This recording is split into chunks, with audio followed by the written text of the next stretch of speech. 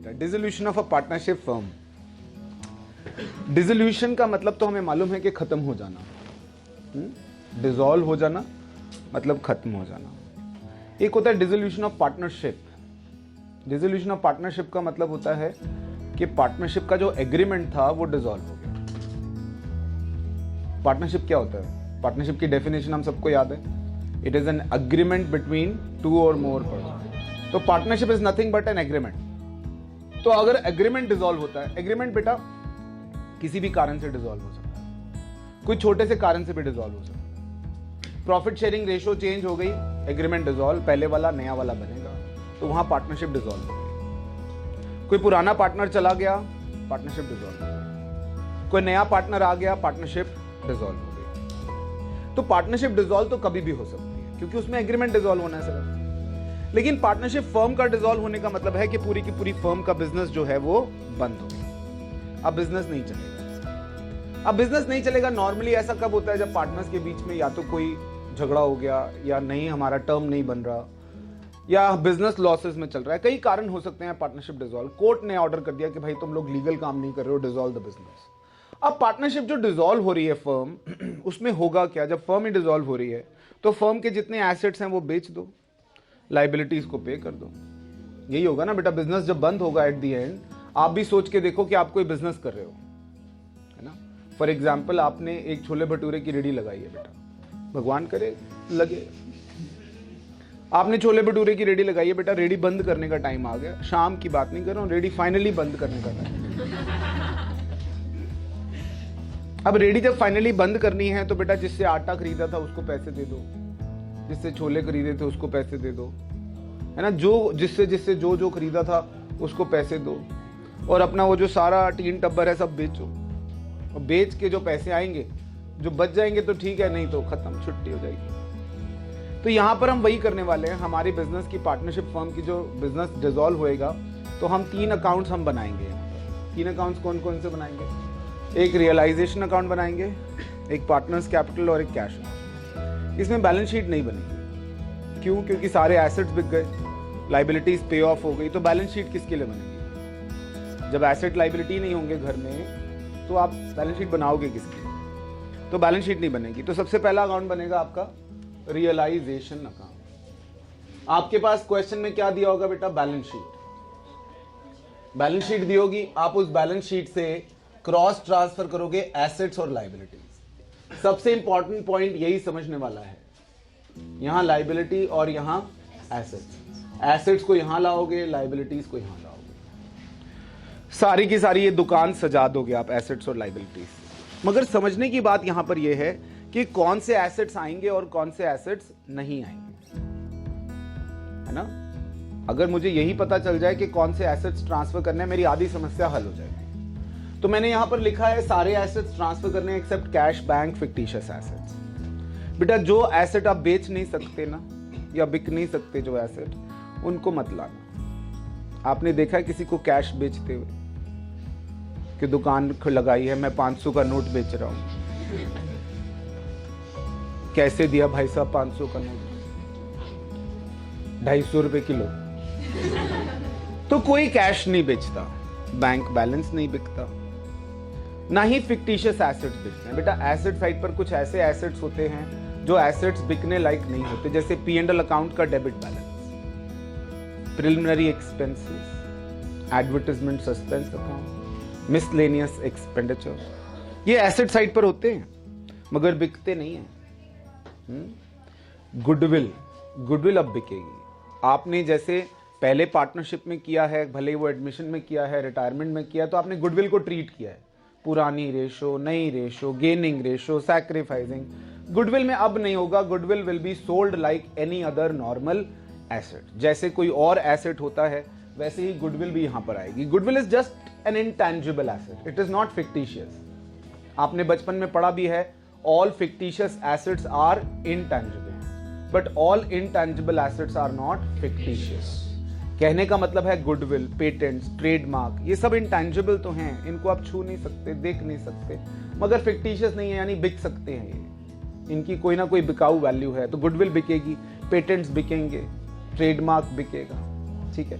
एक बात और यहाँ पर ध्यान रखनी है, जब आप यहाँ पर एसेट्स ट्रांसफर करोगे तो डेटर्स जो है वो फुल वैल्यू पे ट्रांसफर करोगे। सर डेटर फुल वैल्यू पे तो ट्रांसफर करते हैं नहीं, कभी कभी बच्चे क्या गलती करते हैं, मान लो एसेट साइड पर डेटर दिए हैं 20,000 रुपये माइनस प्रोविजन दिया है 2,000 रुपये, प्रोविजन फॉर डाउटफुल डेट। हम बच्चे क्या गलती करते हैं कि यहाँ पर एसेट्स में डेटर्स 18,000 रुपये ट्रांसफर करते हैं। कितने? 18 करने में कोई गलती नहीं है। मैं आपसे क्या चाह रहा हूं कि आप 20 यहां ट्रांसफर करो और 2 यहां ट्रांसफर करो। सर 18 ही ट्रांसफर कर देंगे तो कौन सी आफत आ जाएगी? गलत हो जाएगा बेटा। अगर क्वेश्चन में मान लो कह दिया कि डेटर्स रियलाइज 90%, डेटर्स रियलाइज 60%, तो डेटर्स अगर 60% रियलाइज कर रहे हैं तो आप 18,000 का निकालोगे, जबकि एक्चुअल डेटर्स आपके कितने हैं? 20,000 के डेटर्स हैं, 18,000 के डेटर्स नहीं है बेटा। आपके एक्चुअल डेटर्स 20,000 के हैं, तो 20,000 का 90% या 60% निकलेगा, 18,000 का नहीं निकलेगा, क्योंकि 2,000 का प्रोविजन तो आपने सोच के रखा है कि नहीं आएंगे। ऐसा तो नहीं हो गया कि वो आएंगे ही नहीं। अब तो डेटर्स पूरे यहां ट्रांसफर करोगे आप। फिर आगे हम लाइबिलिटीज पर, आप सारी लाइबिलिटीज यहां पर ट्रांसफर करिए, एक्सेप्ट जो लाइबिलिटीज कहीं बाहर हमने नहीं देनी है वो नहीं आएंगी। मेरे कहने का मतलब है यहां पर केवल लाइबिलिटीज कौन सी आएंगी? Third party liabilities. Third party liabilities कौन सी होती है बेटा? पार्टीज में समझिए, फर्स्ट पार्टी जो आपकी होती है वो होती है फर्म खुद। सेकेंड पार्टी कौन सी होती है? सेकेंड पार्टी होती है पार्टनर्स, ओनर्स। थर्ड पार्टी, इनके अलावा कोई भी आउटसाइडर जो होगा वो थर्ड पार्टी होगा, और सारी थर्ड पार्टी लाइबिलिटीज यहां पर ट्रांसफर होंगी। यानी कोई जनरल रिजर्व नहीं होगा, कोई आपका पार्टनर्स की कैपिटल नहीं होगी, पार्टनर का लोन कभी कभी आता है, I will tell you how. Partner का लोन अगर देखो फॉर एग्जांपल 10,000 का लोन है और कुछ लिखा नहीं है तो पार्टनर का लोन डायरेक्ट कैश से पे होगा, यहां नहीं लाना। लेकिन पार्टनर कहता है मैं 10,000 के लोन के बदले में 8,000 रुपए ले रहा हूं, तो फिर वो रियलाइजेशन में आएगा, क्योंकि 2,000 का फायदा दिखाना है। अदरवाइज पार्टनर का लोन नहीं आएगा यहां, ना उसके कैपिटल अकाउंट में आएगा। पार्टनर का लोन डायरेक्टली कहां से पे होगा? कैश से। फिर ये एसेट्स यहां से बेचोगे आप बाय कैश, बैंक या फिर पार्टनर कैपिटल। पार्टनर कैपिटल कब आएगा? जब कोई पार्टनर कहता है ये एसेट मैं ले जा रहा हूं। यहां से लाइबिलिटीज पे ऑफ होंगी टू कैश, बैंक या पार्टनर्स कैपिटल। अगर पार्टनर कह रहा है लाइबिलिटी मैं पे कर रहा हूं तो यहां आएगी। कोई अनरिकॉर्डेड एसेट है तो इसी तरीके से जाएगा, कोई अनरिकॉर्डेड लाइबिलिटी है तो यहीं ऐसे ही जाएगी जैसे बाकी लाइबिलिटीज पे हो रही है ना, जैसे बाकी लाइबिलिटीज पे हो रही हैं वैसे ये भी जाएंगी। मैंने उल्टा लिख दिया बेटा, ये लाइबिलिटीज हैं और ये एसेट्स। ये अनरिकॉर्डेड लाइबिलिटी है और ये unrecorded asset. Is that okay? फिर रियलाइजेशन एक्सपेंसेस। रियलाइजेशन एक्सपेंसेस बेटा जो ये रियलाइज कराने का पूरा दारोमदार हमने जिसको दिया है उसको हम रियलाइजेशन एक्सपेंसेस देंगे, उस आदमी को, डिसॉल्वर को, तो वो रियलाइजेशन एक्सपेंसेस यहाँ आएंगे। अगर अब ये वाली साइड बड़ी है तो यहाँ पर आएगा प्रॉफिट, और अगर ये वाली साइड बड़ी है तो यहाँ पर क्या आएगा? लॉस। ठीक है, एक दो चीजें मुझे और बतानी है, उसके बाद इस चैप्टर में बहुत ज्यादा कुछ बचेगा नहीं। एक, लाइबिलिटीज जो हैं, liabilities shall be paid at book value even if not mentioned। बेटा एसेट के बारे में अगर कुछ नहीं लिखा है तो एसेट आप बेचोगे नहीं। एसेट जब तक क्वेश्चन नहीं कहता कि एसेट इतने का बिका है तब तक एसेट नहीं बेचोगे। लेकिन लाइबिलिटी के बारे में नहीं भी लिखा तब भी लाइबिलिटी पे ऑफ होगी। ठीक। दूसरा point, specific reserves like IFR, WCR will be only credited to realization account। कुछ स्पेसिफिक रिजर्व्स होते हैं जैसे IFR, investment fluctuation reserve, workman compensation reserve. इनको आप लाओगे बैलेंस शीट से और यहां पर क्रेडिट में ट्रांसफर कर दोगे अलॉन्ग विद अदर लाइबिलिटीज, क्योंकि मैंने बोला यहां पर जनरल रिजर्व नहीं आना, स्पेसिफिक रिजर्व आएगा, IFR आएगा, WCR आएगा, लेकिन वो यहां लाकर आप बस अब उसको भूल जाओगे। उसके बाद आप उसका कुछ नहीं करोगे, क्योंकि रिजर्व है, हमने किसी को पे तो करना नहीं, हमने अपने भले बुरे समय के लिए इकट्ठा करा है इसको, तो इसको पे किसी को नहीं करना। आप सिर्फ यहां लाके आप उसको ट्रांसफर कर दोगे तो वो अपने आप रिजर्व जो है वो क्रेडिट साइड को बढ़ा देगा और आपका प्रॉफिट बढ़ जाएगा। Otherwise you don't have to do anything with the reserve, यानी आपको किसी लाइबिलिटी की तरह उसको पे ऑफ नहीं करना है। Is that okay? Have you understood? अब ये वाली साइड बड़ी होगी तो इधर प्रॉफिट, और ये वाली साइड बड़ी होगी तो इधर लॉस। इसके बाद आप क्या सिंपल सा एक पार्टनर्स कैपिटल अकाउंट बनाएंगे। बहुत सिंपल है, बाय बैलेंस बीडी, कुछ नहीं आना, by premium, by cash, to cash, ऐसा कुछ नहीं लाना।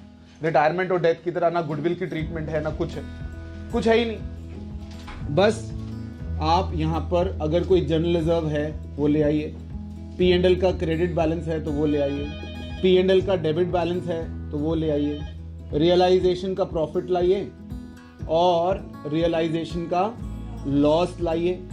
और अगर कोई पार्टनर एसेट ले जा रहा है तो यहां to realisation asset taken over, by realisation liability taken over. तो ऐसा कुछ है तो वो ले आइए। क्रॉस ट्रांसफर यहां से, यहां पर जैसे आपने पार्टनर कैपिटल लिखा था किसके लिए, एसेट, तो वहां से यहां डेबिट हो जाए। यहां पार्टनर कैपिटल लिखा था लाइबिलिटी, तो वहां से यहां क्रेडिट हो जाए। और यहां पर जो बंद होगा वो टू कैश या फिर बाय कैश से बंद होगा बेटा, ये बैलेंस सीडी से बंद नहीं होगा क्योंकि फर्म तो डिसॉल्व ही हो गई है। अब बैलेंस सीडी का किस बात का? इसके बाद आप फाइनली क्या बनाओगे, एक कैश अकाउंट। कैश अकाउंट में यहां से और यहां से क्रॉस एंट्री होंगी बस। कैश अकाउंट में टू बैलेंस बीडी लिखोगे, टू बैलेंस बीडी लिखने के बाद सारी की सारी क्रॉस एंट्रियां। यहां पर अगर मैं कैश अकाउंट बनाऊं, एक छोटा सा फॉर्मेट आपके लिए, तो कैश अकाउंट में टू बैलेंस बीडी लिखोगे, जो कैश का बैलेंस दिया होगा आपकी बैलेंस शीट में। उसके बाद टू रियलाइजेशन क्रॉस एंट्रियां, बाय रियलाइजेशन क्रॉस एंट्रियां। यहां से क्या है, एसेट्स अगर बिक गए यहां, लाइबिलिटीज अगर पे हुई हैं तो यहां, ठीक है। बाय रियलाइजेशन रियलाइजेशन एक्सपेंसेस, तो जहां जहां कैश है रियलाइजेशन अकाउंट में उसकी क्रॉस एंट्री है। और partners capital account, by partner capital to partner capital. अगर पार्टनर कैपिटल टू कैश आ रहा है तो वो यहां आ जाएगा, बाय कैश आ रहा है तो यहां आ जाएगा। एक चीज जो इन दोनों से ट्रांसफर नहीं होगी वो है पार्टनर का लोन, बाय पार्टनर्स लोन, वो डायरेक्टली कैश अकाउंट में आएगा। आप इसके बाद देखेंगे कि आपकी कैश अकाउंट बैलेंस शीट की तरह दोनों साइड मैच कर गया। कैश अकाउंट का कोई balance CD, you will not get any kind of balance CD. अंत में आपका कैश अकाउंट मैच कर जाएगा, and if it is matching that means you have done it correct. Is that okay?